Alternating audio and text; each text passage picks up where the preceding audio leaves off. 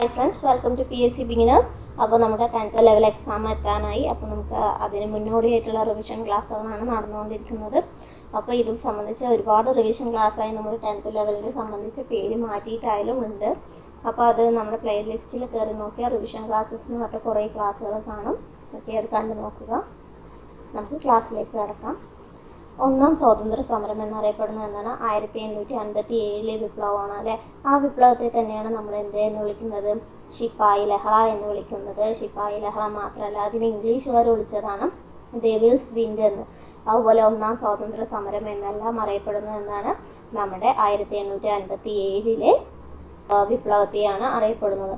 അങ്ങനെ 1857 വിപ്ലവം നടക്കാൻ കാരണമായ കാര്യങ്ങൾ എന്തൊക്കെയാണെന്ന് പറഞ്ഞാൽ, ബ്രിട്ടീഷുകാർ കുറേ നിയമങ്ങൾ നമ്മുടെ രാജ്യത്ത് കൊണ്ടുവന്നിട്ടുണ്ടായിരുന്നു. അതൊക്കെയാണ് പ്രധാനമായിട്ടും ബ്രിട്ടീഷുകാർക്കെതിരെ ഇവിടുത്തെ നാട്ടുകാർ തിരിയാൻ കാരണം. അതിൽ പ്രധാനപ്പെട്ട ഒന്നാണ് ദത്തവകാശ നിരോധന നിയമം. ഈ ദത്തവകാശ നിരോധന നിയമത്തിലൂടെ അവർ എന്ത് ചെയ്തു?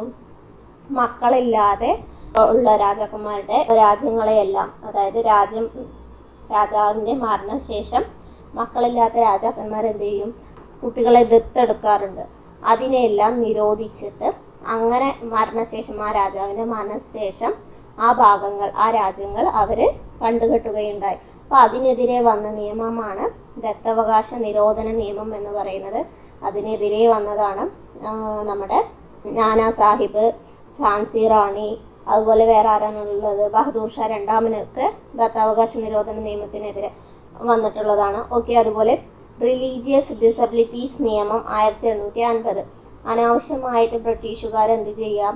മറ്റുള്ളവരുടെ വിശ്വാസങ്ങളിലും അവരുടെ ആചാരങ്ങളിലൊക്കെ കയറി ഇടപെടുന്നതും സംബന്ധിച്ചിട്ടും എല്ലാവരും പല പല കാരണങ്ങളുണ്ടായിരുന്നു ബ്രിട്ടീഷുകാരെ എതിർക്കാൻ. അതുപോലെ പോസ്റ്റ് ഓഫീസ് നിയമം 1854. വിധവ പുനർവിവാഹ നിയമം 1856. ജനറൽ സർവീസസ് എൻലിസ്റ്റ്മെന്റ് നിയമം 1856. ഇതൊക്കെയാണ് പ്രധാനപ്പെട്ട വിപ്ലവത്തിനുള്ള കാരണങ്ങൾ എന്ന് പറയുന്നത്. തദ്ദേശീയ ജനതയുടെ മതജാതീയ ആചാര ഇടപെടലുകളിൽ ബ്രിട്ടീഷുകാരുടെ ഇടപെടലും അതുപോലെ കാർഷിക മേഖലയിലുള്ള അസംതൃപ്തിയൊക്കെ ഈ ഒന്നാം സ്വാതന്ത്ര്യ സമരത്തിന് കാരണമായിട്ടുണ്ടായിരുന്നു. എന്നാൽ ഇതിന് പ്രധാനപ്പെട്ട കാരണമായിട്ടുണ്ടായിരുന്നത് എന്താണെന്ന് ചോദിച്ചാൽ അതിൽ നമ്മൾ പറയേണ്ടതാണ് ഈ എൻഫീൽഡ് P53 എന്ന് പറയുന്ന ഒരു തോക്കുണ്ടായിരുന്നു. ആ തോക്ക് എന്ത് ചെയ്തു? 1856 മുതൽ സൈനികർക്ക് ഉപയോഗിക്കാൻ നൽകി. പക്ഷെ അത് ഉപയോഗിക്കുന്നതല്ലായിരുന്നു പ്രശ്നം. ആ ഉപയോഗിക്കുന്ന തോക്കിൽ ഉള്ള തിരകളുടെ ആവരണത്തിൽ പശുവിൻ്റെയും പന്നിയുടെയും കൊഴുപ്പ് പുരട്ടിയിട്ടുണ്ട് എന്നുള്ള വാർത്ത പറയുന്നു. അത് ഈ കടിച്ചെടുക്കണം എന്ന്, ആ തിര കടിച്ചെടുത്തിട്ട് വേണം യൂസ് ചെയ്യാൻ, അങ്ങനെ ഉണ്ടായിരുന്നു. അപ്പോൾ എന്ത് ചെയ്തു? പശുവിൻ്റെയും പന്നിയുടെയൊക്കെ കൊഴുപ്പ് പുരട്ടി എന്നുള്ള വാർത്ത അറിഞ്ഞപ്പോൾ ഈ സൈനികരിലുണ്ടായിരുന്ന പലർക്കും എന്ത് ചെയ്തു? അതിനെ എതിർക്കാൻ കാരണമായി. കാരണം മുസ്ലിങ്ങളായാലും ഹിന്ദുക്കളായാലും പശുവിൻ്റെയും പന്നിയുടെയും കൊഴുപ്പായാലും മാംസമായാലും ഉപയോഗിക്കാത്ത വ്യക്തികളല്ല. അപ്പോൾ അവരൊക്കെ അതിനെ എതിർക്കാൻ തുടങ്ങി. എന്നാൽ 1857 എന്ത് ചെയ്തു? ഇവരെ നിർബന്ധിച്ച് ഉപയോഗിപ്പിക്കാൻ തുടങ്ങി. 56 വന്നതെങ്കിലും നിർബന്ധിച്ച് ഉപയോഗിപ്പിക്കാൻ തുടങ്ങി. അതാണ് പ്രധാനമായിട്ടും ഒന്നാം സ്വാതന്ത്ര്യ സമരം പെട്ടെന്ന് പൊട്ടിപ്പുറപ്പെടാൻ കാരണമായത്. അത് എന്നാണ് പൊട്ടിപ്പുറപ്പെട്ടത് ചോദിച്ചാൽ 1857 മെയ് 10. എവിടെയാണ്? മീററ്റിലാണ്. മീററ്റ് എവിടെയാണെന്ന് ചോദിച്ചാൽ ഉത്തർപ്രദേശിലാണ് പ്രധാനപ്പെട്ട ഒരുപാട് കലാപ പ്രദേശങ്ങൾ സ്ഥിതി ചെയ്യുന്നത് ഉത്തർപ്രദേശിലാണ്. എന്നാണ് ഈ താമരയും ചപ്പാത്തിയും? ഈ താമരയും ചപ്പാത്തിയുമാണ് ഈ 1857 വിപ്ലവത്തിന്റെ ചിഹ്നമായി കണക്കാക്കിയിരുന്നത്. താമരയും ചപ്പാത്തിയാണ്. നമ്മൾ ആദ്യം തന്നെ പറഞ്ഞു, 1857 വിപ്ലവത്തെ ശിപ്പായി ലഹള, ഡെവിൾസ് വിൻഡ് എന്നൊക്കെയാണ് ബ്രിട്ടീഷുകാർ വിളിച്ചിരുന്നത് എന്ന് പറഞ്ഞു. ഇനി ആരാണ് മംഗൾ പാണ്ഡെ? 1857 വിപ്ലവത്തിലെ ആദ്യ രക്തസാക്ഷിയാണ് മംഗൾ പാണ്ഡെ എന്നറിയപ്പെടുന്നത്. എന്നാൽ ഇന്ത്യൻ സ്വാതന്ത്ര്യ സമര ചരിത്രത്തിലെ ഏറ്റവും പ്രായം കുറഞ്ഞ രക്തസാക്ഷി ചോദിച്ചു പറഞ്ഞാൽ അത് ഖുദീറാം ബോസ് ആണ്. ഇന്ത്യൻ സ്വാതന്ത്ര്യ സമര ചരിത്രത്തിലെ ഏറ്റവും പ്രായം കുറഞ്ഞ രക്തസാക്ഷി ഖുദീറാം ബോസ് ആണ്. 1857 വിപ്ലവത്തിലെ ആദ്യ രക്തസാക്ഷിയാണ് മംഗൾ പാണ്ഡെ എന്ന് പറയുന്നത്. ഈശ്വരി പ്രസാദ് ആണെന്ന് പറഞ്ഞാൽ ഈ മംഗൾ പാണ്ഡെയെ പിടികൂടാൻ സഹായിച്ചിട്ടില്ല എന്ന കാരണത്താൽ തൂക്കിലേറ്റപ്പെട്ട സൈനികനാണ് ഈശ്വരി പ്രസാദ് എന്ന് പറയുന്നത്. ഈ മംഗൾ പാണ്ഡെ അംഗമായിരുന്ന പട്ടാള യൂണിറ്റ് ആണ് 34ാം ബംഗാൾ തദ്ദേശീയ കാലാൾപ്പട, അതായത് 34th ബംഗാൾ നേറ്റീവ് ഇൻഫൻട്രി എന്നറിയപ്പെടുന്നതിലാണ് ആരുണ്ടായിരുന്നത്? മംഗൾ പാണ്ഡെ ഉണ്ടായിരുന്നത്. അപ്പോൾ ഒന്നാം സ്വാതന്ത്ര്യ സമരം നടക്കുമ്പോഴുള്ള മുഗൾ ഭരണാധികാരിയാണ് ആര്?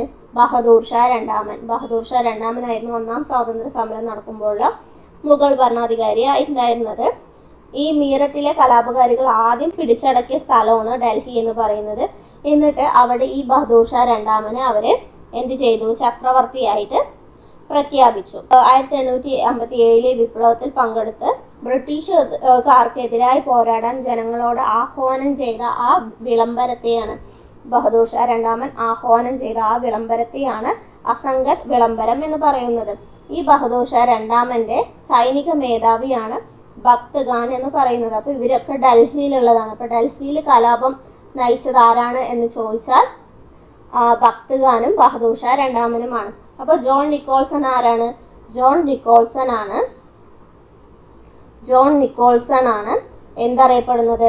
ഡൽഹിയിലെ കശാപ്പുകാരൻ എന്നറിയപ്പെടുന്നത്. ഡൽഹിയിലെ ഈ കലാപം അടിച്ചമർത്തിയ വ്യക്തിയാണ് ജോൺ നിക്കോൾസൺ.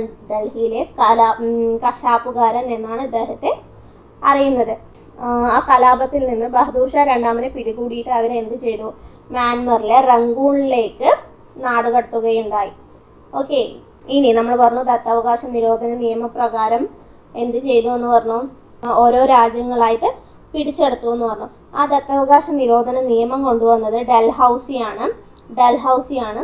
ആദ്യമായിട്ട് പിടിച്ചെടുത്ത നാട്ടുരാജ്യം സത്താറയാണ്.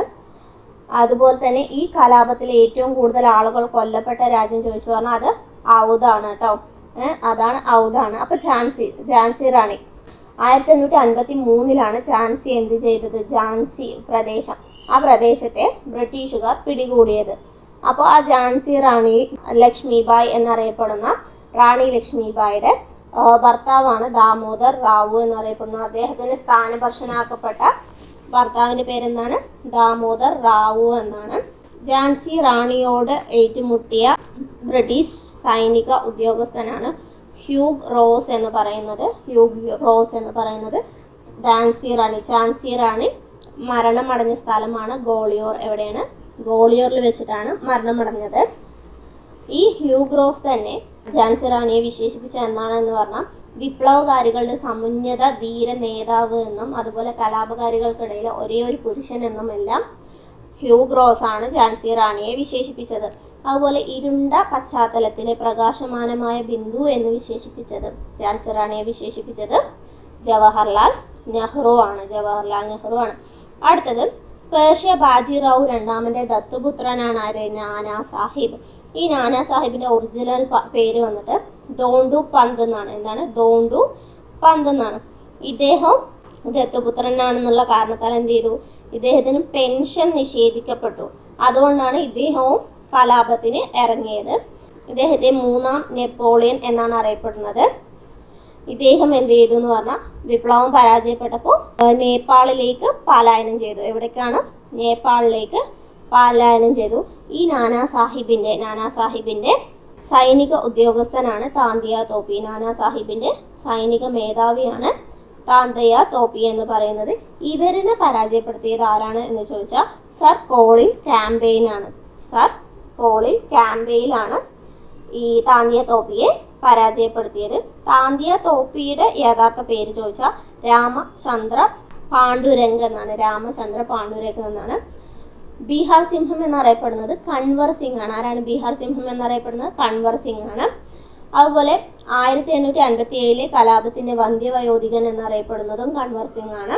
എന്നാൽ കലാപത്തിന്റെ ജവാൻ ഓഫ് ആർക്ക് എന്നറിയപ്പെടുന്നത് ഝാൻസി റാണിയാണ്. ഝാൻസി റാണിയാണ്.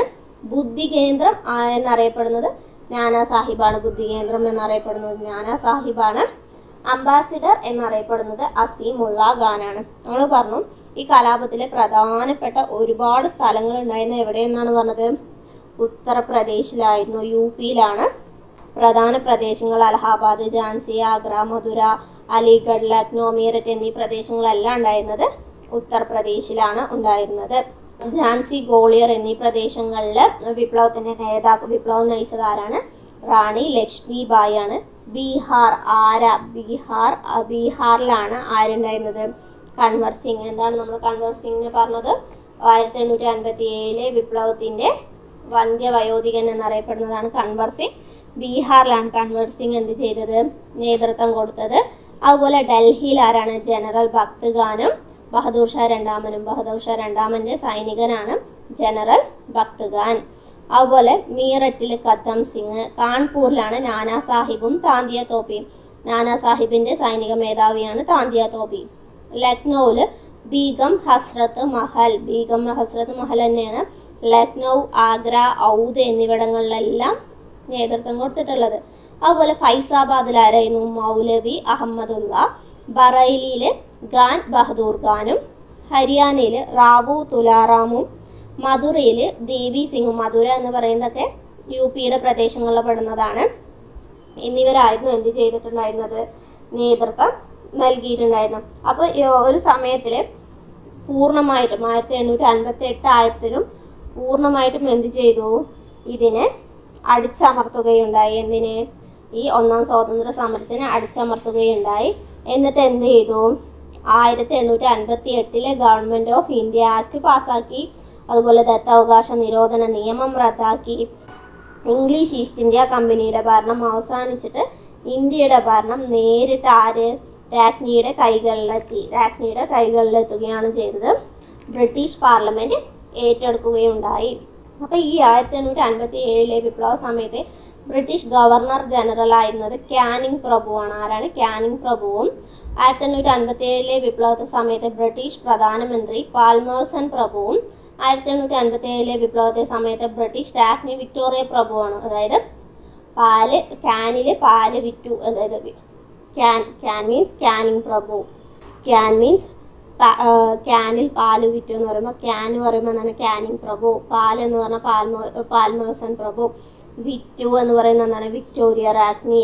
അതാണ് ഞാൻ ഈ ക്യാനിൽ പാൽ വിറ്റു എന്ന് പറഞ്ഞത്. അതായത് ബ്രിട്ടീഷ് ഗവർണർ ജനറൽ കാനിങ് പ്രഭു, പ്രധാനമന്ത്രി പാൽമേഴ്സൺ പ്രഭു, ബ്രിട്ടീഷ് രാജ്ഞി വിക്ടോറിയ രാജ്ഞിയായിരുന്നു. കലാപം അവസാനിക്കുമ്പോഴുള്ള ബ്രിട്ടീഷ് സൈനിക തലവൻ കോളിൻ ക്യാമ്പെയിലായിരുന്നു. താന്തിയ തോപ്പിയായിരുന്നു കാൺപൂരിൽ നിന്ന് നമ്മൾ പറഞ്ഞൂലെ. അവിടെയുള്ള സൈനിക ജനറൽ. ആ പ്രദേശത്ത് കലാപം അടിച്ചമർത്തിയത് ആരാണ്? കോളിൻ ക്യാമ്പെയിലാണ്. ഡൽഹിയിൽ ആരായിരുന്നു? ഡൽഹിയിൽ നമ്മൾ പറഞ്ഞു ബഹദൂർ ഷാ രണ്ടാമന്റെ സമയം അവരാണ് അവിടെ കലാപം നയിച്ചത് പറഞ്ഞു. അവിടെ കലാപം അടിച്ചമർത്തിയത് ജോൺ നിക്കോൾസണും വില്യം ഹോഡ്സണുമായിരുന്നു. ഝാൻസിയിൽ നമ്മൾ നേരത്തെ പറഞ്ഞു ഹ്യൂഗ്രോസ് ആണ്. ആരയിൽ വന്നിട്ട് വില്യം ടൈലറുമാണ് എന്ത് ചെയ്തത്? കലാപം അടിച്ചമർത്തിയിട്ടുണ്ടായിരുന്നത്. ഇനി നമുക്ക് കുറച്ച് വൈസ്രോയിമാരിനെ നോക്കാം, കുറച്ച് പ്രഭുക്കന്മാരെ നോക്കാം. ദത്തവകാശ നിരോധന നിയമം നടപ്പിലാക്കിയത് ആരാണ്? ഡൽഹൌസിയാണ്. ദത്താവകാശ നിരോധന നിയമം നടപ്പിലാക്കിയത് ഡൽഹൌസി. ദത്താവകാശ നിരോധന നിയമം പിൻവലിച്ചത് കാനിങ് പ്രഭു. ദത്താവകാശ നിരോധന നിയമം നടപ്പിലാക്കിയത് ഡൽഹൌസി. ദത്താവകാശ നിരോധന നിയമം പിൻവലിച്ചത് കാനിങ് പ്രഭു. ബംഗാൾ വിഭജനം നടപ്പിലാക്കിയത് കഴ്സൺ പ്രഭു. എപ്പോഴാണ്? 1905. ബംഗാൾ വിഭജനം റദ്ദാക്കിയ വൈസ്രോയി ആരാണ്? ഹാർഡിംഗ് രണ്ടാമൻ പ്രഭുവാണ്.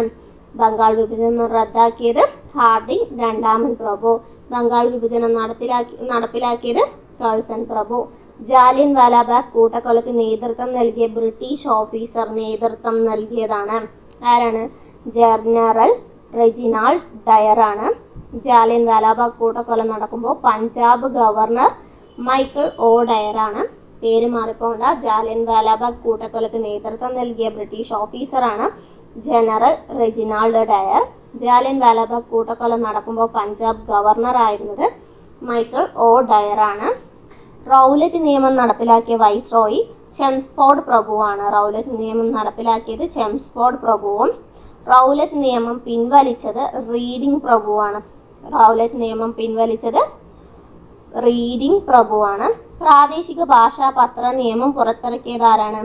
1878 പ്രാദേശിക ഭാഷാ പത്ര നിയമം പുറത്തിറക്കിയത് ലിട്ടൺ പ്രഭുവും. പ്രാദേശിക ഭാഷാ പത്ര നിയമം പിൻവലിച്ചത് റിപ്പൺ പ്രഭുവുമാണ്. നിസ്സഹകരണ പ്രസ്ഥാനം ആരംഭിക്കുമ്പോൾ വൈസ്രോയി ചെംസ്ഫോർഡ് പ്രഭുവായിരുന്നു. നിസ്സഹകരണ സമരം അവസാനിക്കുമ്പോൾ വൈസ്രോയി റീഡിംഗ് പ്രഭുവാണ്. ആരാണ്? റീഡിംഗ്. നമ്മൾ പറഞ്ഞു റൗലറ്റ് നിയമം വരുമ്പോൾ ഉള്ള വൈസ്രോയി ആരാണെന്നാണ് പറഞ്ഞത്? റൗലറ്റ് നിയമം വരുമ്പോൾ ഉള്ള വൈസ്രോയി ചെംസ്ഫോർഡ് ആണെന്ന് പറഞ്ഞു. നിസ്സഹകരണ പ്രസ്ഥാനം ചെംസ്ഫോർഡ്, റൗലറ്റ് നിയമം പിൻവലിക്കുമ്പോൾ റീഡിംഗ് പ്രഭു, നിസ്സഹകരണ സമരം അവസാനിപ്പിക്കുമ്പോൾ വൈസ്രോയി ആരാണ്? റീഡിംഗ് പ്രഭുവാണ്. ഇന്ത്യയിൽ ഇംഗ്ലീഷ് വിദ്യാഭ്യാസത്തിന് തുടക്കമിട്ട ഗവർണർ ജനറൽ, അതുപോലെ ഇന്ത്യയിലെ ആധുനിക പാശ്ചാത്യ വിദ്യാഭ്യാസത്തിന്റെ പിതാവ് എന്നെല്ലാം അറിയപ്പെടുന്നത് ആരാണ്? വില്യം ബെന്റിക് പ്രഭുവാണ്. വില്യം ബെന്റിക് പ്രഭുവാണ്. ഇനി നമുക്ക് കുറച്ച് പ്രസ്ഥാനങ്ങളെ കുറിച്ച് നോക്കാം. സ്വദേശി പ്രസ്ഥാനം നിലവിൽ വന്നത് എപ്പോഴാണ്? 1905 സ്വദേശി പ്രസ്ഥാനം നിലവിൽ വന്നത്. എവിടെ വെച്ചിട്ടായിരുന്നു? കൽക്കട്ടയിൽ വെച്ചിട്ട് 1905 ഓഗസ്റ്റ് 7 നമ്മൾ പറഞ്ഞ ബംഗാൾ വിഭജനത്തെ തുടർന്നാണ് സ്വദേശി പ്രസ്ഥാനം നിലവിൽ വന്നത്. അപ്പോൾ കഴ്സൺ പ്രഭുയുടെ കാലത്താണ് ബംഗാൾ വിഭജനം വന്നത് എന്ന് നമുക്ക് പിന്നെ പ്രത്യേകം പറയേണ്ട ആവശ്യമില്ലല്ലോ. സ്വദേശി പ്രസ്ഥാനത്തിന്റെ നേതാക്കന്മാർ ഓരോ ഭാഗത്ത് ആരൊക്കെയാണെന്ന് പറയാം. പഞ്ചാബിൽ ലാലാ ലജ്പത് റായിയും, ഡൽഹിയിൽ സയ്യിദ് ഹൈദർ റാസയും, മഹാരാഷ്ട്രയിൽ ബാലഗംഗാധര തിലകവുമായിരുന്നു. അതുപോലെ മദ്രാസിൽ വി.ഒ. ചിദംബരം പിള്ള, ആന്ധ്രയിലെ ഹരി സർവോത്തമ റാവുമായിരുന്നു. അതിനുശേഷം വന്ന ഒന്നാണ് മുസ്ലിം ലീഗ്. മുസ്ലിം ലീഗ് നമുക്കറിയാലോ 1906 അത് വന്നത്. മിന്റോ സെക്കൻഡിന്റെ കാലത്താണ് മുസ്ലിം ലീഗ് വന്നത്. മുസ്ലിം ലീഗ് രൂപീകൃതമായത് 1906 ഡിസംബർ 30 ഇതിന് രൂപീകരണത്തിന് മുഖ്യ പങ്ക് വഹിച്ചത് ആഗാ ഖാൻ, നവാബ് സലീമുള്ള, മുഹ്സിനുൽ മുൽക്ക് എന്നിവരൊക്കെയായിരുന്നു ഇതിന് എന്ത് ചെയ്തത്? രൂപീകരണത്തിൽ പ്രധാന പങ്ക് വഹിച്ചിട്ടുണ്ടായിരുന്നത്. അങ്ങനെ പറയുകയാണെങ്കിൽ മുസ്ലിം ലീഗിന്റെ ആവശ്യം എന്തായിരുന്നു? ഇന്ത്യയെ ഭിന്നിച്ച് മുസ്ലിങ്ങൾക്ക് ഒരു പ്രത്യേക രാഷ്ട്രം വേണമെന്ന് പറയുന്നതാണ് പാകിസ്ഥാന്റെ ആവശ്യം, അല്ലേ? പാകിസ്ഥാൻ എന്ന് പറഞ്ഞാൽ എന്താണ്? ശുദ്ധമായ നാട്, വിശുദ്ധരുടെ നാട് എന്നാണ് പാകിസ്ഥാന്റെ അർത്ഥം. അപ്പൊ ഈ 2 രാഷ്ട്രം വേണം, ഇന്ത്യയെ വിഭജിക്കണം എന്നതിനെ എതിർത്ത ഒരു നേതാവ് ഉണ്ടായിരുന്നു. അതാരാണെന്ന് ചോദിച്ചാൽ ഖാൻ അബ്ദുൽ ഗഫർ ഖാൻ ആണ്. ആരാണ്? ഖാൻ അബ്ദുൽ ഗഫർ ഖാൻ ആണ്. പാകിസ്ഥാന് സ്വാതന്ത്ര്യം ലഭിച്ചത് ഓഗസ്റ്റ് 14 1947 1947 അടുത്തത് ഗദർ പാർട്ടി. ഗദർ പാർട്ടി വന്നത് എപ്പോഴാണ്? ലാലാ ഹർദയിലാണ് ഗദർ പാർട്ടിയുടെ രൂപീകരിച്ചത് 1913 എപ്പോഴാണ്? ഗദർ പാർട്ടിയുടെ ആദ്യ സെക്രട്ടറി എന്ന് പറയുന്നതാണ് ആര്? ലാലാ ഹർദയാൽ എന്ന് പറയുന്നത്.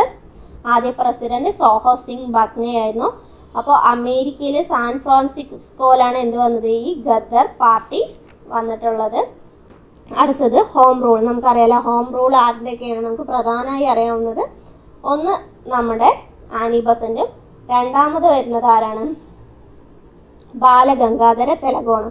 ഒന്ന് ആനി ബസന്റ്, രണ്ടാമത് ബാലഗംഗാധര തിലക്. ഇത് രണ്ടും വന്നത് 1916 ഇത് കൂടാണ്ട് കെ.പി. കേശവ മേനോനും മലബാറിൽ ആരംഭിച്ചു. അപ്പോൾ കെ.പി. കേശവ മേനോൻ എവിടെയാണ്? കെ.പി. കേശവ മേനോൻ മലബാറിലും, ആനി ബസന്റ് എവിടെയാണ്? ആനി ബസന്റ് മദ്രാസിലും, ബാലഗംഗാധര തിലക് പൂനെയും കേന്ദ്രീകരിച്ചുകൊണ്ടാണ് ഈ ഹോം റൂൾ പ്രസ്ഥാനം ആരംഭിച്ചത്.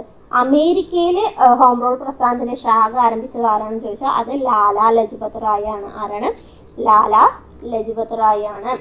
അടുത്തത് ഇന്ത്യൻ നാഷണൽ ആർമി 1942.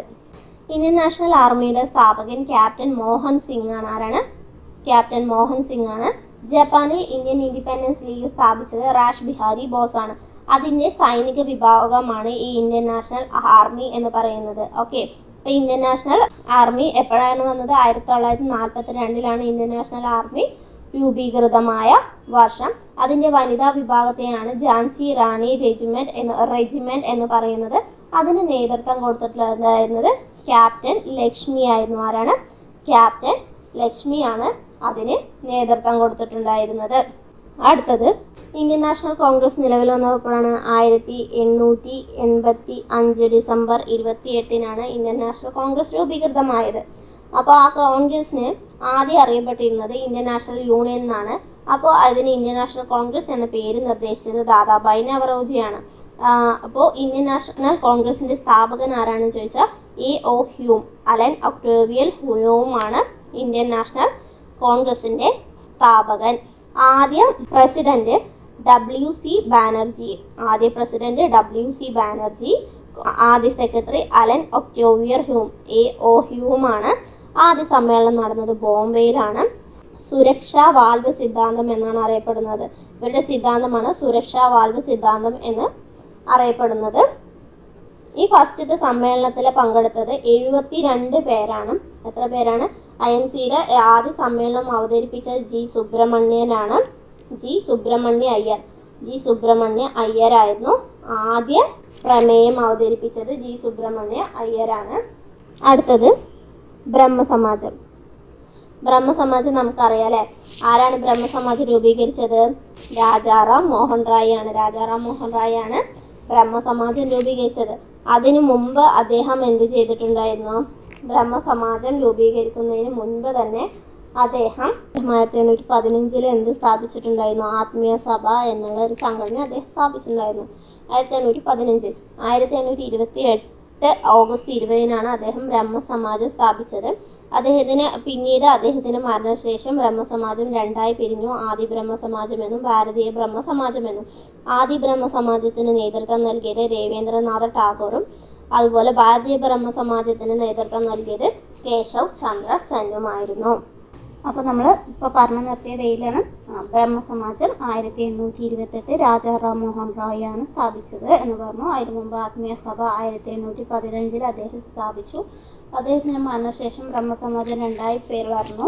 ഒന്ന് ആദി ബ്രഹ്മസമാജം എന്നും രണ്ട് ഭാരതീയ ബ്രഹ്മസമാജം എന്നും. ബ്രഹ്മസമാജത്തിന്റെ ഈ രണ്ട് പിരിവുകളിൽ ആദി ബ്രഹ്മസമാജത്തിന് നേതൃത്വം നൽകിയത് ദേവേന്ദ്രനാഥ ടാഗോറും ഭാരതീയ ബ്രഹ്മസമാജത്തിന് നേതൃത്വം നൽകിയത് കേശവ ചന്ദ്ര സെന്നുമാണെന്ന് പറഞ്ഞു. അടുത്തത് ആര്യസമാജം രൂപീകരിച്ചത് ആരാണ്?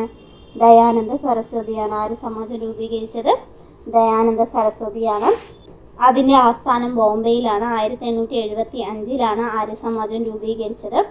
10 സിദ്ധാന്തങ്ങൾ ആര്യസമാജം എന്ന പ്രസ്ഥാനവുമായി ബന്ധപ്പെട്ടതാണ്. അപ്പോൾ ഏതാണ്? 10 സിദ്ധാന്തങ്ങൾ എന്നത് ആര്യസമാജവുമായി ബന്ധപ്പെട്ട പ്രസ്താവനയാണ്. ഇന്ത്യക്കാർക്ക് എന്ന മുദ്രാവാക്യം ആദ്യം മുഴക്കിയത് ദയാനന്ദ സരസ്വതിയാണ്. ഇന്ത്യക്കാർക്ക് എന്ന മുദ്രാവാക്യം ആദ്യമായി മുഴക്കിയത് ദയാനന്ദ സരസ്വതിയാണ്.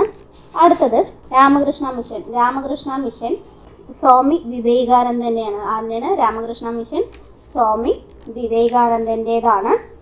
അദ്ദേഹമാണ് രാമകൃഷ്ണ മിഷൻ രൂപീകരിച്ചത്. ശ്രീരാമകൃഷ്ണ പരമഹംസനോടുള്ള ആദരവ് സൂചകമായാണ് സ്വാമി വിവേകാനന്ദൻ സ്ഥാപിച്ചത് എന്ത്? രാമകൃഷ്ണ മിഷൻ എന്നത്. 1897 അദ്ദേഹം രാമകൃഷ്ണ മിഷൻ സ്ഥാപിച്ചത്.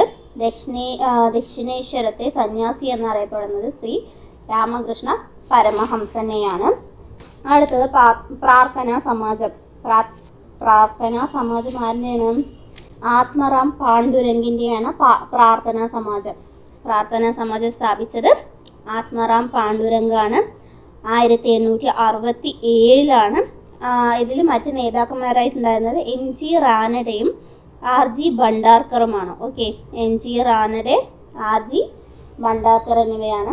അതുപോലെ പൂനെ സാർവജനിക സഭ അങ്ങനെ ഒന്നുണ്ട്. പൂനെ സാർവജനിക സഭ സ്ഥാപിച്ചത് മഹാദേവ ഗോവിന്ദ റാനഡെയാണ്. ആരാണ്? മഹാദേവ ഗോവിന്ദ റാനഡെയാണ്.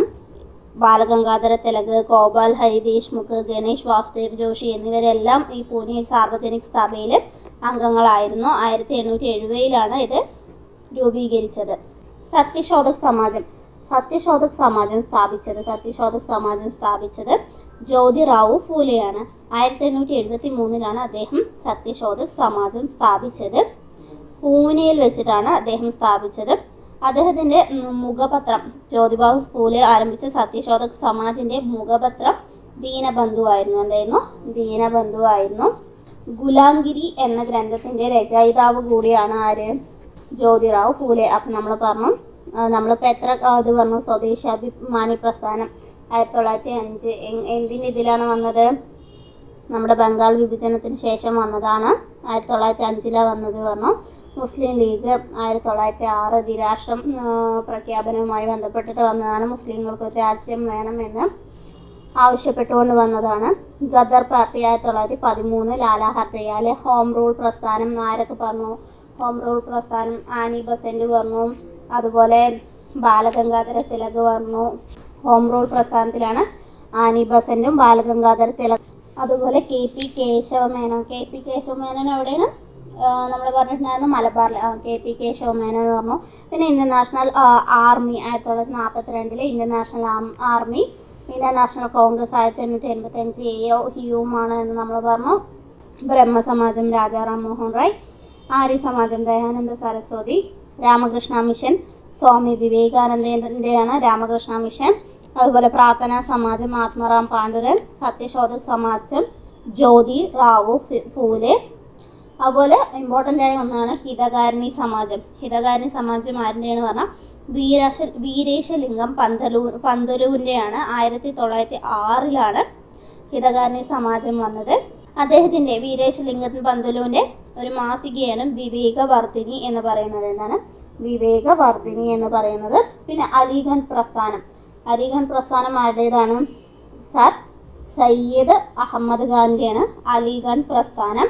അത് 1875 അദ്ദേഹം അത് സ്ഥാപിച്ചത്. അലിഗഡ് പ്രസ്ഥാനം സ്ഥാപിച്ചത് 1875. പിന്നെ തിയോസഫിക്കൽ സൊസൈറ്റി ഓഫ് ഇന്ത്യ, അത് നമ്മൾ ഓൾറെഡി പറഞ്ഞു. ആനി ബസന്റ് നേതൃത്വം നൽകിയതാണ് theosophical society of India. Theosophical society ആരുടെയാണ്? ആനി ബസന്റ് ആണ്. സ്വാഭിമാന പ്രസ്ഥാനം ആരുടെയാണ്? EV രാമസ്വാമി നായ്ക്കറുടെയാണ്. തമിഴ്നാട്ടിൽ 1925 ആരംഭിച്ചതാണ് സ്വാഭിമാന പ്രസ്ഥാനം എന്ന് പറയുന്നത്. വൈക്കം ഹീറോ എന്നറിയപ്പെടുന്നത് EV രാമസ്വാമി നായ്ക്കറാണ്. അദ്ദേഹത്തെ പെരിയോർ എന്നും പറയുന്നത്. എങ്ങനെയാണ്? പെരിയോർ എന്ന് പറയും, വൈക്കം ഹീറോ എന്ന് പറയും, എന്നെല്ലാം അറിയപ്പെടുന്നത് EV രാമസ്വാമി നായ്ക്കറിനെയാണ്. ഇനി നമുക്ക് സൂററ്റ് പിളർപ്പ് നടന്നത് എപ്പോഴാണെന്ന് ചോദിച്ചാൽ 1907 സൂററ്റ് പിളർപ്പ് നടന്നത്. 1907. അപ്പോൾ കോൺഗ്രസിന്റെ പ്രസിഡന്റ് ആയിരുന്നത് രാജ് ബിഹാരി ഘോഷ് ആണ്. അപ്പോൾ സൂററ്റ് പിളർപ്പ് ഘോഷ് ആയിരുന്നു എന്തുണ്ടായിരുന്നത്? ഇന്ത്യൻ നാഷണൽ കോൺഗ്രസിന്റെ പ്രസിഡന്റ് ആയിരുന്നത് രാജ് ബിഹാരി ഘോഷ് ആണ്. ലക്നൗ സമ്മേളനം, ലക്നൗ പറഞ്ഞാൽ നമ്മൾ എന്ത് ചെയ്യുക? ലയിച്ചു. സൂററ്റ് പിളർപ്പ് എന്തായിരുന്നു? കോൺഗ്രസിലെ തീവ്രവാദികളും അതുപോലെ മിതവാദികളും രണ്ടായി പിരിഞ്ഞതാണ് സൂററ്റ് പിളർപ്പ്. ലക്നൗ സമ്മേളനം പറഞ്ഞാൽ ഇവർ രണ്ടുപേരും ലയിച്ചതാണ്. സൂററ്റ് പിളർപ്പ് 1907 ലക്നൗ സമ്മേളനം 1916 അടുത്തത് ചമ്പാരൻ സത്യാഗ്രഹമാണ്. ടൈപ്പിംഗ് ചെറിയ മിസ്റ്റേക്ക് ഉണ്ട്. ഓക്കെ, ചമ്പാരൻ സത്യാഗ്രഹം. അപ്പോൾ 1917 ചമ്പാരൻ സത്യാഗ്രഹം നടന്നത്. നീലം കർഷകരെ ബ്രിട്ടീഷ് ചൂഷണം ചെയ്യുന്നതിനെതിരെ നടന്ന പ്രക്ഷോഭമാണ് ചമ്പാരൻ സത്യാഗ്രഹം എന്ന് പറയുന്നത്. അതായത് കർഷകർ അവരുടെ ഭൂമിസ്ഥലം ഉണ്ടല്ലോ, ആ ഭൂമിസ്ഥലത്തിൽ 20 ഭാഗത്ത് എന്ത് ചെയ്യണം? നീലം കൃഷി ചെയ്യണമെന്ന് നിർബന്ധമാക്കിയ ഒരു സമ്പ്രദായം ഉണ്ടായിരുന്നു. അതിനെയാണ് തിങ്കതീയ സമ്പ്രദായം പറഞ്ഞത്. ഇതിനെതിരെ വന്നതാണ് ചമ്പാരൻ സത്യാഗ്രഹം എന്ന് പറയുന്നത്. അവരെ ചൂഷണം ചെയ്യുന്നതിനെതിരെ വന്നതാണ് ചമ്പാരൻ സത്യാഗ്രഹം. ഈ ചമ്പാരൻ സ്ഥിതി ചെയ്യുന്നത് ബീഹാറിലാണ്. എവിടെയാണ്? ബീഹാറിലാണ്. ചമ്പാരൻ സത്യാഗ്രഹത്തിന്റെ പ്രാദേശിക നേതാവ് എന്നറിയപ്പെടുന്നത് രാജ്കുമാർ ശുക്ലയാണ്. ഗാന്ധിജി ഇന്ത്യയിൽ വെച്ച് ആദ്യമായി അറസ്റ്റിലായത് ഈ ചമ്പാരൻ സത്യാഗ്രഹവുമായി ബന്ധപ്പെട്ടിട്ടാണ്. ഗാന്ധിജിയുടെ നേതൃത്വത്തിൽ ബ്രിട്ടീഷുകാർക്കെതിരെ ഇന്ത്യയിൽ നടന്ന ആദ്യ സമരം. ഗാന്ധിജിയുടെ നേതൃത്വത്തിൽ ബ്രിട്ടീഷുകാർക്കെതിരെ ഇന്ത്യയിൽ നടന്ന ആദ്യ സമരമാണ് ചമ്പാരൻ കർഷക സമരം എന്ന് പറയുന്നത്. ഗാന്ധിജിയുടെ ആദ്യത്തെ സമരം കൂടിയാണ്, സത്യാഗ്രഹ സമരം കൂടിയാണ് ചമ്പാരൻ സത്യാഗ്രഹം. അടുത്തത് വന്നിട്ട് അഹമ്മദാബാദ് മിൽ സമരം. ഇത് രണ്ടും നമ്മൾ ഒരു വ്യത്യാസം എന്നാണ് പറയട്ടെ. ആദ്യം നമ്മൾ പറഞ്ഞു ഗാന്ധിജിയുടെ ഇന്ത്യയിലെ ആദ്യത്തെ സത്യാഗ്രഹം. രണ്ടാമത് ഗാന്ധിജിയുടെ നേതൃത്വത്തിൽ ഇന്ത്യയിൽ നടന്ന ആദ്യ നിരാഹാര സമരമാണ് അഹമ്മദാബാദ് മിൽ സമരം. ആദ്യത്തേത് സത്യാഗ്രഹവും രണ്ടാമത്തെ നിരാഹാര സമരമാണ്. അപ്പോൾ ആദ്യത്തെ നിരാഹാര സമരം ചോദിച്ചു പറഞ്ഞാൽ അഹമ്മദാബാദ് മില്ല് സമരം എന്ന് പറയണം. പ്ലേഗ് ബോണസുമായി ബന്ധപ്പെട്ടിട്ടാണ് അഹമ്മദാബാദ് മിൽ സമരം ഉണ്ടായിരുന്നത്. 35% വേതന വർധനവ് ആവശ്യപ്പെട്ട് ഗാന്ധിജി മരണം വരെ നിരാഹാര സമരം ആരംഭിച്ചതിനെ തുടർന്ന് മില്ലുടമകൾ എന്ത് ചെയ്തു?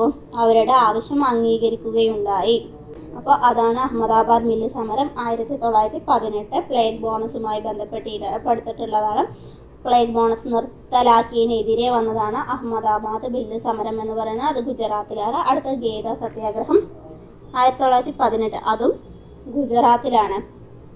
വരൾച്ചയെ തുടർന്ന് കർഷകർക്ക് ബ്രിട്ടീഷ് ഗവൺമെന്റിനോട് ആവശ്യപ്പെട്ട നികുതി ഇളവ് ലഭിക്കാത്തതിനെ തുടർന്ന് ഗാന്ധിജിയും സർദാർ വല്ലഭായ് പട്ടേലും നേതൃത്വത്തിൽ നികുതി പ്രതിഷേധ പ്രക്ഷോഭങ്ങൾ ആരംഭിച്ചു. അപ്പോൾ നികുതി നിഷേധ പ്രക്ഷോഭം ഏതായിരുന്നു എന്ന് ചോദിച്ചാൽ ഖേദ സത്യാഗ്രഹമാണ്. അപ്പോൾ കർഷകർക്ക് വേണ്ടി ഗാന്ധിജി നടത്തിയ ആദ്യ സത്യാഗ്രഹം ഏതാണ്? ചമ്പാരൻ സത്യാഗ്രഹം. രണ്ടാമത് ഫാക്ടറി തൊഴിലാളികൾക്ക് വേണ്ടി ഗാന്ധിജി നടത്തിയത് കർഷകർക്ക് വേണ്ടി ഫസ്റ്റ് പറഞ്ഞു ചമ്പാരൻ. ഫാക്ടറി തൊഴിലാളികൾക്ക് വേണ്ടി ഏതാണ്? അഹമ്മദാബാദ് മിൽ സമരം. നികുതി നിഷേധത്തിനെതിരെ ഖേദ സത്യാഗ്രഹം. ബ്രിട്ടീഷ് ഭരണകൂടത്തിനെതിരെ ഗാന്ധിജി ഇന്ത്യയിൽ നടത്തിയ ആദ്യ സത്യാഗ്രഹമാണ് ഖേദ സത്യാഗ്രഹം എന്ന് പറയുന്നത്. പിന്നെ റൗലറ്റ് ആക്ട്. റൗലറ്റ് ആക്ട് പറഞ്ഞാൽ എന്താണ്? ഏതൊരു ഇന്ത്യക്കാരനെയും ഒരു വാറന്റും ഇല്ലാതെ അറസ്റ്റ് ചെയ്യാനും വിചാരണ കൂടാതെ തടവിലാക്കാനും പ്രത്യേക കോടതികളിൽ രഹസ്യ വിചാരണ ചെയ്യാനും അതുപോലെ കോടതി വിധിക്കെതിരെ അപ്പീൽ നിഷേധിക്കാനും ഒക്കെ നിയമം കൊണ്ടുവന്നു ബ്രിട്ടീഷുകാർ. ഇതാണ് റൗലറ്റ് നിയമം എന്ന് പറയുന്നത്. 1919 മാർച്ച് 10 ഇത് നിലവിൽ വന്നത്. ഈ റൗലറ്റ് കമ്മിറ്റിയുടെ തലവൻ വന്നിട്ട് ജസ്റ്റിസ് സിഡ്നി റൗലറ്റ് ആണ്. നിലവിൽ വന്നതാണ് 1919. Okay, 1919 March 10. അപ്പോൾ ഇതിന്റെ തലവൻ ആരായിരുന്നു? സിഡ്നി റൗലറ്റ് ആയിരുന്നു. അപ്പൊ ഇതിനെതിരെ മഹാത്മാഗാന്ധി റൗലറ്റ് നിയമത്തെ വിളിച്ചതാണ് കരി നിയമം എന്താണ്? കരി നിയമം എന്ന് വിളിച്ചു. എന്നാൽ ഈ റൗലറ്റ് നിയമത്തെ അനുകൂലിച്ചിട്ട് ഒരാൾ വോട്ട് ചെയ്തു. ആരാണ് ചോദിച്ചാൽ ചേറ്റൂർ ശങ്കര നായരായിരുന്നു. ആരാണ്? ചേറ്റൂർ ശങ്കര നായർ. ഓക്കെ, റൗലറ്റ് വിരുദ്ധ സമരകാലത്ത് ഗാന്ധിജി രാജ്യമെമ്പാടും എന്ത് ചെയ്യാൻ ആവശ്യപ്പെട്ടു? ഹർത്താല് ആചരിക്കാൻ ആവശ്യപ്പെട്ടു. 1919 ഏപ്രിൽ 6 അദ്ദേഹം അതിനായിട്ട് തെരഞ്ഞെടുക്കപ്പെട്ട സ്ഥലം. 1919 ഏപ്രിൽ 6. റൗലറ്റ് വിരുദ്ധ സത്യാഗ്രഹം അക്രമാസക്തമായതിനെ തുടർന്ന് ഗാന്ധിജി എന്താ പറഞ്ഞത്? ഹിമാലയം മണ്ടത്തരം എന്നാണ് പറഞ്ഞത്. അതിനെ എന്തായിട്ടാണ് വിശേഷിപ്പിച്ചത്? തന്റെ ഹിമാലയം മണ്ടത്തരം. അപ്പോൾ മണ്ടത്തരം. റൗലറ്റ് നിയമം നടപ്പിലാക്കിയ വൈസ്രോയി ചെംസ്ഫോർഡ്. റൗലറ്റ് നിയമം പിൻവലിച്ച വൈസ്രോയി റീഡിംഗ് പ്രഭു. അടുത്തതാണ് ജാലിയൻ വാലാബാഗ് കൂട്ടക്കൊല.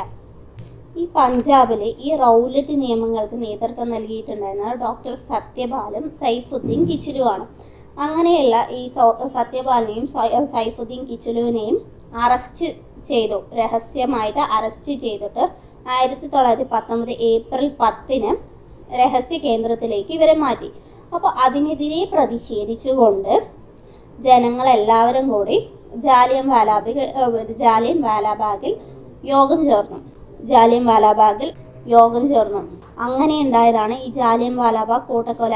നമുക്കറിയാം, ബ്രിട്ടീഷുകാർ വന്നു വെടിയുയർത്തു. ഏകദേശം ഔദ്യോഗിക കണക്കനുസരിച്ചിട്ട് മാത്രം 379 പേര് എന്ത് ചെയ്തിട്ടുണ്ട്? കൊല്ലപ്പെട്ടിട്ടുണ്ട്. 379 പേര് കൊല്ലപ്പെട്ടിട്ടുണ്ട്. ഇതിന് നേതൃത്വം നൽകിയത് വന്നിട്ട് ജനറൽ റെജിനാൾഡ് ഡയറും. ഈ കൂട്ടക്കൊല നടക്കുമ്പോൾ പഞ്ചാബ് ഗവർണർ ആരായിരുന്നു? മൈക്കിൾ ഒഡയറാണ്. നമുക്കറിയാം, ജാലിയൻ വാലാബാഗിൽ ആ ഗ്രൗണ്ടിൽ ഒരു വാതിൽ മാത്രമേ ഉണ്ടായിരുന്നുള്ളൂ. അപ്പോൾ ബ്രിട്ടീഷുകാർ നാലാഭാഗത്തുനിന്ന് വെടിയുയർത്തപ്പോൾ പലർക്കും രക്ഷപ്പെടാൻ കഴിയാതെ നാലാഭാഗത്ത് ചിതറി ഓടിയിട്ടൊക്കെയാണ് മരണം സംഭവിച്ചിട്ടുണ്ട് എന്ന് പറഞ്ഞ് നമ്മൾ സ്കൂൾ കാലങ്ങളിലേ പഠിച്ചിട്ടുള്ളത്. അപ്പോൾ പഞ്ചാബിലെ കശാപ്പുകാരൻ എന്നറിയപ്പെടുന്ന ആരാണ്? ജനറൽ റെജിനാൾഡ് ഡയറാണ്. പഞ്ചാബിലെ കശാപ്പുകാരൻ അറിയപ്പെടുന്നത് ജനറൽ റെജിനാൾഡ് ഡയറാണ്. ഇതിനെ പ്രതിഷേധിച്ചിട്ട് മൈക്കിൾ ഒ ഡയറിനെ ലണ്ടനിൽ വെച്ചിട്ട് ഒരു ദേശാഭിമാനി വധിച്ചു. അതാണ് സർദാർ ഉദ്ധം സിംഗ്. ആരാണ്? സർദാർ ഉദ്ധം സിംഗ് ആണ്. ഈ ജാലിയൻ വാലാബാഗിൽ പ്രതിഷേധിച്ചിട്ട് കുറച്ച് പേര് അവരുടെ പദവിയൊക്കെ തിരിച്ചു നൽകി, ചിലവർ രാജിവെച്ചു. അതെന്താണെന്ന് പറഞ്ഞാൽ, ആദ്യം രവീന്ദ്രനാഥ് ടാഗോർ എന്ത് ചെയ്തു? തൻ്റെ സർ പദവി ഉപേക്ഷിച്ചു. അതുപോലെ ഗാന്ധിജി കൈസർ ഈ ഹിന്ദു പദവി തിരിച്ചു നൽകി. ജാലിയൻ വാലാബാഗ് കൂട്ടക്കൊലയിൽ പ്രതിഷേധിച്ച് വൈസ്രോയിയുടെ എക്സിക്യൂട്ടീവ് കൗൺസിലിൽ നിന്ന് രാജിവെച്ചത് ആരാണ്? ശ്രീ ശങ്കരൻ നായരാണ് എക്സിക്യൂട്ടീവ് കൗൺസിലിൽ നിന്ന് രാജിവെച്ചത്. അടുത്തത് ഖിലാഫത്ത് പ്രസ്ഥാനം. അതിൻ്റെ സ്ഥാപകർ വന്നിട്ട് മുഹമ്മദ് അലിയും ഷൗക്കത്ത് അലിയും. ഈ രണ്ട് സഹോദരന്മാരാണ് ഖിലാഫത്ത് പ്രസ്ഥാനത്തിൻ്റെ സ്ഥാപകർ. ലോകമെമ്പാടുമുള്ള മുസ്ലിങ്ങളുടെ ആത്മീയ നേതാവായ തുർക്കിയിലെ സുൽത്താനെ 1-ാം ലോക മഹായുദ്ധത്തിന് ശേഷം ബ്രിട്ടൻ അപമാനിച്ചതിൽ പ്രതിഷേധിച്ച് ഇന്ത്യയിൽ രൂപം കൊണ്ടതാണ് ഖിലാഫത്ത് പ്രസ്ഥാനം. എന്നാൽ മഹാത്മാഗാന്ധി ഇത് റൗലറ്റ് നിയമത്തിനെതിരായി വളർന്നു വന്ന ഹിന്ദു മുസ്ലിം ഐക്യം ദൃഢമാക്കാൻ വഴിയൊരുക്കുമെന്ന് വിശ്വസിക്കുകയും ഖിലാഫത്ത് പ്രസ്ഥാനത്തിന് പൂർണ്ണ പിന്തുണ നൽകുകയും കൂടി ചെയ്തു. അടുത്തത് നിസ്സഹകരണ പ്രസ്ഥാനം. 1920-ലാണ് നിസ്സഹകരണ പ്രസ്ഥാനം വന്നത്. ഗാന്ധിജിയുടെ നേതൃത്വത്തിൽ ഇന്ത്യൻ നാഷണൽ കോൺഗ്രസ് നടത്തിയ ആദ്യ ദേശീയ പ്രക്ഷോഭം ചോദിച്ചാൽ നിസ്സഹകരണ പ്രക്ഷോഭമാണ്. ആദ്യ ദേശീയ പ്രക്ഷോഭമാണ് നിസ്സഹകരണ പ്രക്ഷോഭം. ഭരണാധികാരി അധികാര ദുർവിനിയോഗം ചെയ്താൽ അവനെ അനുസരിക്കാതിരിക്കാൻ പുരാതന കാലം മുതൽക്കേ പ്രജകൾക്ക് അവകാശമുണ്ട് എന്ന് ഗാന്ധിജി നിസ്സഹകരണത്തിന് മുന്നോടിയായി വൈസ്രോയിയെ അറിയിക്കുകയുണ്ടായി. എന്നാൽ ഈ നിസ്സഹകരണ പ്രസ്ഥാനം ആരംഭിക്കാൻ നിശ്ചയിച്ച ദിവസം പുലർച്ചെ ഒരു പ്രമുഖ നേതാവ് അന്തരിച്ചു. അതാരാണെന്ന് ചോദിച്ചാൽ ബാലഗംഗാധര തിലകാണ്. ആരാണ്? ബാലഗംഗാധര തിലകായിരുന്നു. ചൗരി ചൗര സംഭവം 1922 ഫെബ്രുവരി 5-ന് ഉത്തർപ്രദേശിലെ ഗോരഖ്പൂർ ജില്ലയിലുള്ള ചൗരി ചൗര ഗ്രാമത്തിൽ നടന്ന കോൺഗ്രസ് ജാഥയ്ക്ക് നേരെ എന്ത് ചെയ്തു? പോലീസുകാർ വെടിവെച്ചു. തുടർന്ന് ക്ഷുഭിതരായ ജനക്കൂട്ടം എന്ത് ചെയ്തു? പോലീസ് സ്റ്റേഷൻ ആക്രമിക്കുകയും 22ഓളം പോലീസുകാരെ അഗ്നിക്ക് ഇരയാക്കുകയും ചെയ്തു. ഇതിനെയാണ് ചൗരി ചൗര സംഭവം എന്ന് പറയുന്നത്. എന്നാൽ ഇത് ഇങ്ങനെ സംഭവിച്ചതോടെ ഗാന്ധിജി എന്ത് ചെയ്തു? നിസ്സഹകരണ പ്രസ്ഥാനം പിൻവലിക്കുകയുണ്ടായി. ഇങ്ങനെ സംഭവിച്ചതുകൊണ്ട് തന്നെ ഗാന്ധിജി അദ്ദേഹത്തിന്റെ നിസ്സഹകരണ പ്രസ്ഥാനം പിൻവലിക്കുകയുണ്ടായി. ഇങ്ങനെ നിസ്സഹകരണ പ്രസ്ഥാനം പിൻവലിച്ചതിനെ ദേശീയ ദുരന്തം എന്ന് പറഞ്ഞത് ആരാണെന്ന് ചോദിച്ചാൽ അത് SC ബോസാണ്. സുഭാഷ് ചന്ദ്രബോസാണ് അങ്ങനെ പറഞ്ഞത്. അടുത്തത് സിവിൽ നിയമലംഘന പ്രസ്ഥാനം. എന്താണ് സിവിൽ നിയമലംഘന പ്രസ്ഥാനം? ബ്രിട്ടീഷ് ഭരണത്തിനെതിരെ ഗാന്ധിജി നയിച്ച രണ്ടാമത്തെ ജനകീയ പ്രക്ഷോഭം. ഒന്നാമത്തെ നിസ്സഹകരണവും രണ്ടാമത്തെ സിവിൽ നിയമലംഘന പ്രസ്ഥാനവുമാണ്. സിവിൽ നിയമലംഘന പ്രസ്ഥാനത്തിന്റെ ഭാഗമായി ഗാന്ധിജി നടത്തിയ സമരമാണ് ഉപ്പ് സത്യാഗ്രഹം. 1930 മാർച്ച് 12-നാണ് ഉപ്പ് സത്യാഗ്രഹ യാത്ര ആരംഭിച്ചത്. എവിടെ നിന്നായിരുന്നു? സബർമതി ആശ്രമത്തിൽ നിന്നാണ് തുടങ്ങിയത്. 1930 മാർച്ച് 12-ന് ഏകദേശം 385 കിലോമീറ്റർ സഞ്ചരിച്ചു. 240 മൈൽ സഞ്ചരിച്ചിട്ട് അവര് ദണ്ഡി കടപ്പുറത്ത് എത്തിച്ചേർന്നത് ഏപ്രിൽ 5-നാണ്. എപ്പോഴാണ്? ഏപ്രിൽ 5-നാണ്. 78 അനുയായികളായിരുന്നു ഗാന്ധിജിക്കൊപ്പം അപ്പോൾ ഉണ്ടായിരുന്നത്. എത്ര അനുയായികളാണ്? 78 അനുയായികളാണ്.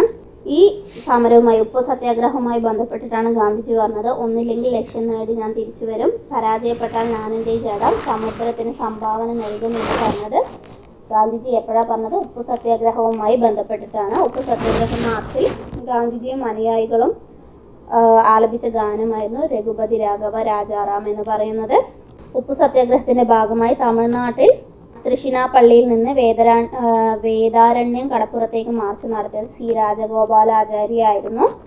ഒറീസയിൽ ഉപ്പ് സത്യാഗ്രഹത്തിന്റെ വേദി ഇഞ്ചുഡിയായിരുന്നു. കൽക്കട്ടയിൽ നിന്ന് ഇഞ്ചുഡിയിലേക്ക് സത്യാഗ്രഹ മാർച്ച് നടത്തിയത് ഗോപബന്ധു ചൗധരിയും ആചാര്യ ഹരിഹർദാസുമാണ്.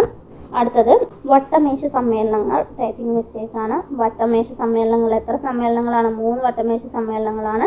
1930 മുതൽ 1932 വരെയാണ്. എല്ലാ വട്ടമേശ സമ്മേളനത്തിലും പങ്കെടുത്തത് എന്ന് പറഞ്ഞാൽ നമ്മൾ ആരെ പറയാം? BR അംബേദ്കറിനെയാണ് അല്ലേ പറയാ. എല്ലാ വട്ടമേശ സമ്മേളനങ്ങളും പങ്കെടുത്ത ഒരു വ്യക്തിയാണ് ഡോക്ടർ BR അംബേദ്കർ എന്ന് പറയുന്നത്. അപ്പോൾ വട്ടമേശ സമ്മേളനം നടന്നത് ലണ്ടനിലായിരുന്നു. ബ്രിട്ടീഷ് രാജാവ് ജോർജ് 5-മനായിരുന്നു ആ സമയത്ത് ബ്രിട്ടീഷ് രാജാവായിട്ടുണ്ടായിരുന്നത്. ഒന്നാം വട്ടമേശ സമ്മേളനം ബ്രിട്ടീഷ് രാജാവായ ജോർജ് 5-മൻ ഉദ്ഘാടനം ചെയ്ത 1930 നവംബർ 12-നാണ്. ഏകദേശം 89 പേര് ഈ സമ്മേളനത്തിൽ പങ്കെടുത്തിട്ടുണ്ടായിരുന്നു. അധ്യക്ഷത വഹിച്ചത് റാംസേ മക്ഡൊണാൾഡ് ആയിരുന്നു. എന്നാൽ ഒന്നാം വട്ടമേശ സമ്മേളനത്തിൽ ആരുണ്ടായിരുന്നില്ല? കോൺഗ്രസ് ഉണ്ടായിരുന്നില്ല. അപ്പോൾ കോൺഗ്രസ് ഇല്ലാതെ വട്ടമേശ സമ്മേളനം വിജയിക്കില്ലെന്ന് ബോധ്യപ്പെട്ട് ബ്രിട്ടീഷ് ഭരണകൂടം ഒരു ഒത്തുതീർപ്പ് ചർച്ചയ്ക്ക് തയ്യാറായി. അങ്ങനെ ഗാന്ധിജിയും വൈസ്രോയി ഇർവിനും ഡൽഹിയിൽ നടത്തിയ ചർച്ചയുടെ ഫലമായി രൂപം കൊണ്ട ഉടമ്പടിയാണ് ഗാന്ധി ഇർവിൻ ഉടമ്പടി എന്ന് പറയുന്നത്. അപ്പോൾ അതിനെ തുടർന്ന് രണ്ടാം വട്ടമേശ സമ്മേളനം 1931 കോൺഗ്രസ് പങ്കെടുക്കുകയുണ്ടായി. രണ്ടാം വട്ടമേശ സമ്മേളനത്തിൽ കോൺഗ്രസിനെ പ്രതിനിധീകരിച്ച വ്യക്തി ഗാന്ധിജിയാണ്. ആരാണ്? ഗാന്ധിജിയാണ്. അടുത്തത് ക്വിറ്റ് ഇന്ത്യ സമരം. ഒരുപാട് നീട്ടിക്കൊണ്ടുപോകുന്നില്ല, അതുകൊണ്ടാണ് എളുപ്പത്തിൽ പറഞ്ഞു വിടുന്നത്. 1942 ക്വിറ്റ് ഇന്ത്യ സമരം നടന്നത്. ക്രിപ്സ് മിഷന്റെ പരാജയത്തെ തുടർന്നാണ് കോൺഗ്രസ് ആരംഭിച്ച സമരമാണ് ക്വിറ്റ് ഇന്ത്യ സമരം എന്ന് പറയുന്നത്. ഇന്ത്യൻ നാഷണൽ കോൺഗ്രസ് ഗാന്ധിജിയുടെ നേതൃത്വത്തിൽ നടത്തിയ അവസാനത്തെ ബഹുജന സമരം. എങ്ങനെയാണ് അവസാനത്തെ? ആദ്യത്തേത് നിസ്സഹകരണം, രണ്ടാമത്തേത് നിയമലംഘനം, മൂന്നാമത്തേത് അവസാനത്തേത് ക്വിറ്റ് ഇന്ത്യ സമരമാണ്. ഇന്ത്യൻ നാഷണൽ കോൺഗ്രസ് ഗാന്ധിജിയുടെ നേതൃത്വത്തിൽ നടത്തിയ അവസാനത്തെ ബഹുജന സമരമാണ്. ക്വിറ്റ് ഇന്ത്യ എന്ന വാക്കിന് രൂപം കൊടുത്തത് ആരാണ്? യൂസഫ് മെഹ്റലിയാണ്. അപ്പോൾ പ്രവർത്തിക്കുക അല്ലെങ്കിൽ മരിക്കുക എന്ന മുദ്രാവാക്യം ഗാന്ധിജി നൽകിയത് ക്വിറ്റ് ഇന്ത്യ സമരവുമായി ബന്ധപ്പെട്ടിട്ടാണ്. ഏതുമായി ബന്ധപ്പെട്ടിട്ടാണ്? ക്വിറ്റ് ഇന്ത്യ സമരവുമായി ബന്ധപ്പെട്ടിട്ടാണ്. അടുത്തത് നമുക്ക് കുറച്ച് ഗോത്രവർഗ കലാപങ്ങളും സ്ഥലങ്ങളും അവിടുത്തെ ഗോത്രവർഗങ്ങളെയും അതിലത്തെ നേതാക്കന്മാരെയും നോക്കാം. അപ്പോൾ ബ്രിട്ടീഷ് കലാപത്തിനെതിരെ ഒരുപാട് ആൾക്കാർ എന്ത് ചെയ്തിട്ടുണ്ട്? കർഷകരും അതുപോലെ നെയ്ത്തുകാരും കൈത്തറി തൊഴിലാളികളും ഗോത്രവർഗക്കാരും എല്ലാവരും ഇതിനെതിരെ സമരം നടത്തിയിട്ടുണ്ട്. ഇതിൻ്റെ ചൂഷണത്തിന് ഇരയായവരാണ് അല്ലേ. അപ്പോൾ ഇന്ത്യയിലെ പട്ടുനൂൽ കൃഷിക്കാരായിട്ടുണ്ടായിരുന്നവരായിരുന്നു നഗോഡകൾ എന്നറിയപ്പെട്ടിരുന്നവരായിരുന്നു. അപ്പോൾ ഇന്ത്യയിൽ നടന്ന ഗോത്രവർഗ കലാപങ്ങളാണ് പഹാരിയ കലാപം, കോൾ കലാപം, ഗാസി കലാപം, ഭീൽ കലാപം, മുണ്ട കലാപം. അങ്ങനെ ഒരുപാട് കലാപങ്ങൾ ഇന്ത്യയിൽ നടന്നിട്ടുള്ള ഗോത്രവർഗ കലാപങ്ങളാണ്. അപ്പോൾ നീലം കലാപം നടന്നത് എവിടെയാണ്? ബംഗാളിലാണ് നീലം കലാപം നടന്നിട്ടുണ്ടായിരുന്നത്. നീലം കലാപത്തിന്റെ പേരുകളാണ് ഇൻഡിഗോ കലാപം, നീൽ ബിദ്രോഹ എന്നെല്ലാം അറിയപ്പെടുന്നത്. അപ്പോൾ നമുക്ക് കുറച്ച് കലാപത്തിലെ ഗോത്രവർഗക്കാരെ നോക്കാം. മറാഠയിലെ ഗോത്രവർഗക്കാരാണ് എന്ത്? മറാഠയിലെ ഭീലുകൾ. മറാഠയിൽ ആരുണ്ടായിരുന്നു? ഭീലുകൾ. അഹമ്മദ് നഗറിലെ കോലികൾ, ഛോട്ടാ നാഗ്പൂരിലെ കോളുകൾ, രാജ്മഹൽ കുന്നിൽ ആരായിരുന്നു? സന്താൾമാർ. പിന്നെ നമ്മുടെ വയനാട്ടിലെ കുറിച്യരും കുറുമ്പരും ആയിരുന്നു. അപ്പോൾ നമുക്കറിയാലേ വയനാട്ടിലെ കുറിച്യരും കുറുമ്പരും. അതുപോലെ സന്താൾ കലാപം നമ്മൾ പറഞ്ഞു. സന്താൾ കലാപം എവിടെയായിരുന്നു എന്നാണ് നമ്മൾ പറഞ്ഞത്? രാജ്മഹൽ കുന്നിലായിരുന്നു എന്ന് നമ്മൾ പറഞ്ഞല്ലേ. അതിന് നേതൃത്വം നൽകിയത് സിദ്ധുവും കാനുവുമാണ്. ആരാണ് നേതൃത്വം നൽകിയത്? സിദ്ധുവും കാനുവാണ് നേതൃത്വം നൽകിയത്. അപ്പോൾ മുണ്ട കലാപം എവിടെയായിരുന്നു? ബീഹാറിൽ നടന്നതായിരുന്നു മുണ്ട കലാപം. അതിന് നേതൃത്വം നൽകിയത് ബിർസ മുണ്ടയാണ്. ബംഗാളിൽ അടിച്ചമർത്തപ്പെട്ട മുസ്ലിം ജനതയെ ബ്രിട്ടീഷുകാർക്കും ഭൂപ്രഭുക്കന്മാർക്കും എതിരെ നടത്തിയ കലാപമാണ് ഫറാസി കലാപം എന്ന് പറയുന്നത്. അടുത്തത് ഗാരോ ജയന്തിയ കുന്നുകൾ. അവിടെ ഉണ്ടായിരുന്നത് ആരായിരുന്നു പറഞ്ഞാൽ ഗാരോ ജയന്തിയ കുന്നിലെ ഗോത്രവർഗം ബ്രിട്ടീഷുകാർക്കെതിരെ നടത്തിയ കലാപമാണ് ഗാസി കലാപം എന്ന് പറയുന്നത്. അപ്പോൾ ഇതൊക്കെയാണ് നമ്മുടെ ഇന്നത്തെ ക്ലാസ് എന്ന് പറയുന്നത്. ഒരുവിധം സ്വാതന്ത്ര്യ സമരം മുതൽ തുടങ്ങിയിട്ട് കുറേ കാര്യങ്ങൾ ഞാൻ ഇതിൽ ഉൾപ്പെടുത്തിയിരുന്നു. പക്ഷെ വിശദീകരിച്ച് പറയാനുള്ള സമയം നമുക്കില്ലാത്തത് കൊണ്ടും അത് നമുക്ക് ഇനിയുള്ള എക്സാമുകളിൽ വിശദീകരിച്ച് ഓരോ ക്ലാസ്സുകളായിട്ട് നമുക്ക് നോക്കാം. ഓക്കെ, അപ്പോൾ ഇത് നിങ്ങൾക്ക് ഇഷ്ടപ്പെട്ടാൽ ലൈക്ക് ചെയ്യുക, സബ്സ്ക്രൈബ് ചെയ്യുക. നമുക്ക് വീണ്ടും പുതിയൊരു ക്ലാസ്സുമായി കാണുന്നതായിരിക്കും. Okay, by.